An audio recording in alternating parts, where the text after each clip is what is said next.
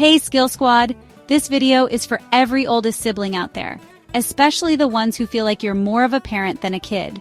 You pack lunches, help with homework, babysit, calm tantrums, and still try to survive school, chores, and your own life. First, I just want to say thank you. Your service to your family is real. You didn't sign up for it, but you stepped up. This isn't about blaming your parents. Most of them are doing their best. But it's okay to admit that sometimes the load they carry falls onto your shoulders. If you've ever felt angry, exhausted, or invisible, you're not being ungrateful. You're being human. God sees what no one else sees. Every sacrifice, every act of love, every time you held it together when you wanted to break. That's not going unnoticed. You are not a robot.